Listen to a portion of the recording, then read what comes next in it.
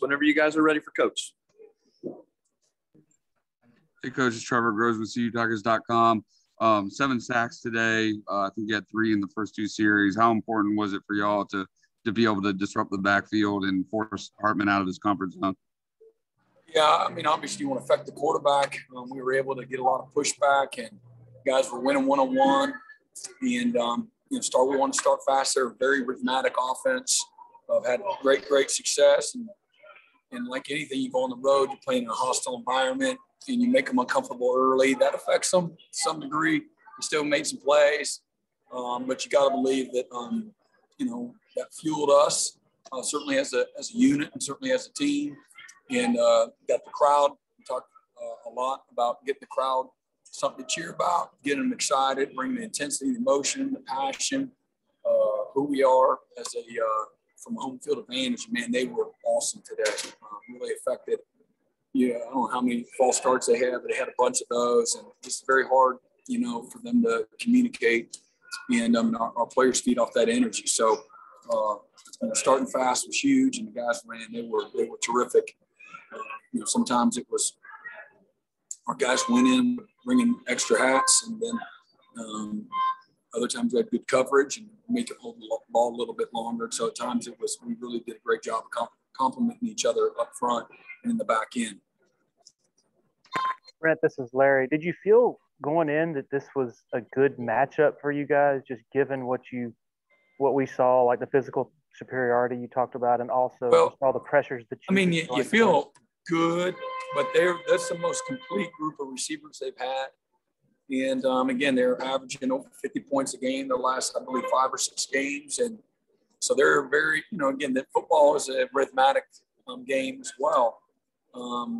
We knew we'd be in some strain, some stressful situations. There'd be some strain. They put you in a lot of conflict. And we felt that conflict. They made some plays. This game will push back on you and will punish you for the slightest mistake. So we really talked about, be physical, but be aggressive in your schemes, but you got to play with great precision. And this team really forces you to match with precision and your fundamentals and technique. And we started really well that way. We played in a lot of spots that way very well. Some plays, some drives, some calls that you'd like to have back. We earned some really good calls a few times, and we did not execute well. We were not as precise as when one time we were third and medium, and we were going to bracket a guy, and we got the guy sitting for the inside, and the guy that's supposed to be on the outside, we just completely blew it. And so whether that's the moment or whatnot, who knows? But we really, I'll be honest, there's a lot that I love. We won the game, but we did not play our best at times. And to me, we gave away some opportunities. The 1 3rd and goal, and we're in a little zone coverage. And then we talked a lot this week about matching the guys within your zone. Quarterback's going to extend plays. Receivers do better than anybody we've played at competing and fighting for the ball, coming back for it, getting open. And we did a very poor job of that in the end zone there. We're getting ready to hit him, and we leave the guy wide open, on the little corner route that we covered initially, and just didn't do a good job of matching it. And so a lot of learning opportunities there. There's like countless times to me that I felt like we let them off the hook.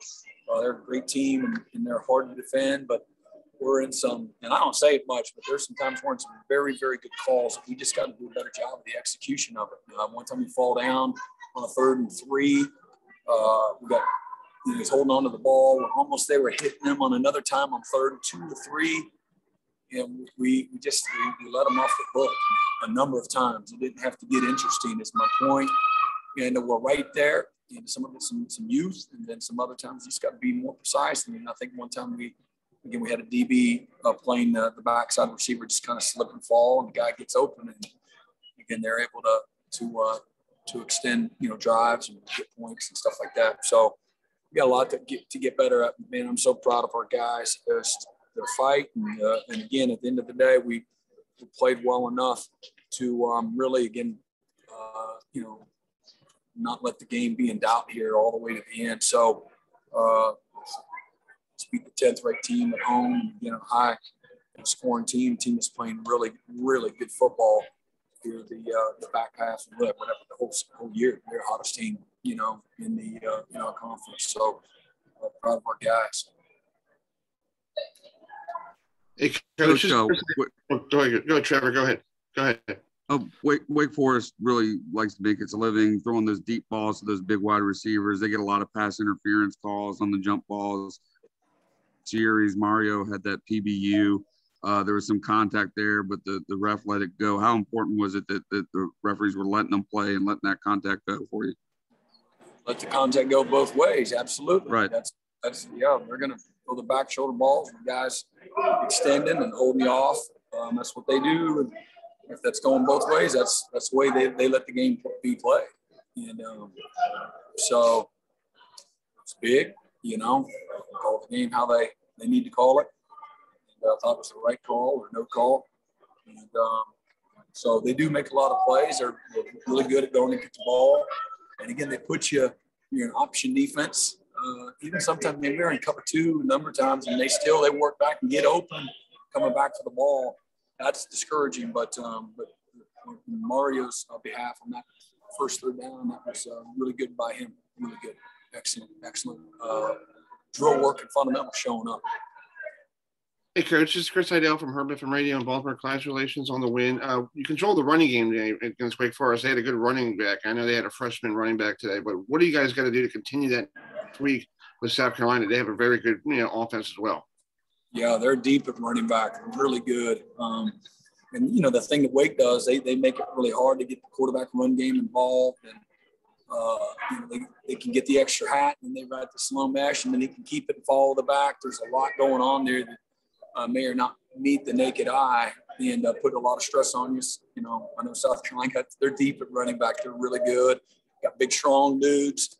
They got speed, and then they got some guys in space that are very explosive and home run hitters.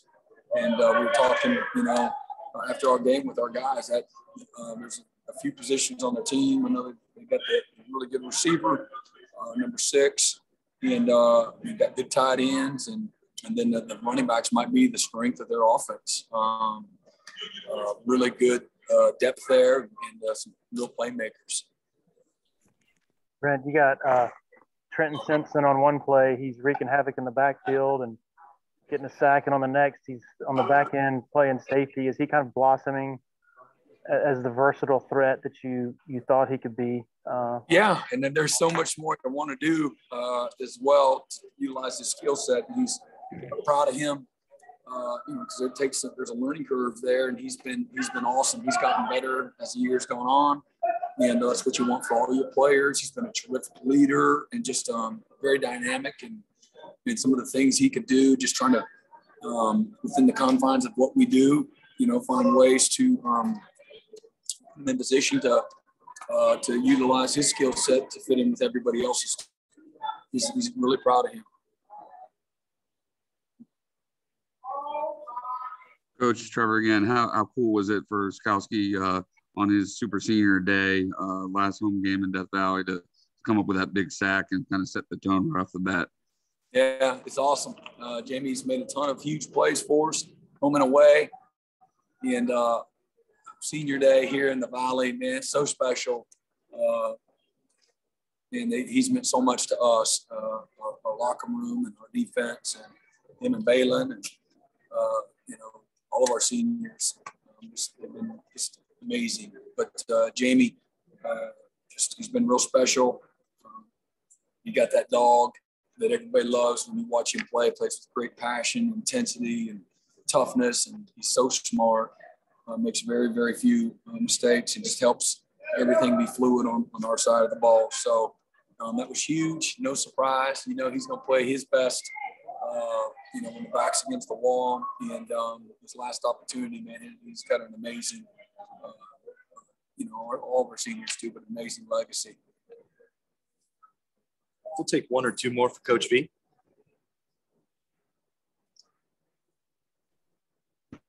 Brent, I think you've mentioned at times this season the desire to play complementary football Was your defense is producing that turnover right after the offense's turnover a good example of what you've been talking about?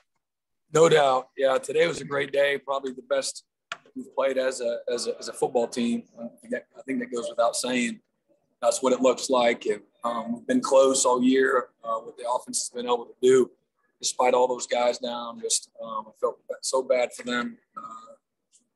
Just wounded, and that's a hard place to be, and then inexperienced, and so for them to be playing their best football at the end of the year, man, that's what it's about too, to watch guys get better and again, never give up and continue to believe.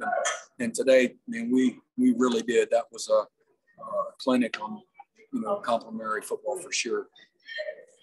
Last one for Coach. Okay, hearing none. Thank you very much, Coach Thanks, Venables. guys. Yep. Happy Thanksgiving. Thank you very much. All right. Appreciate it.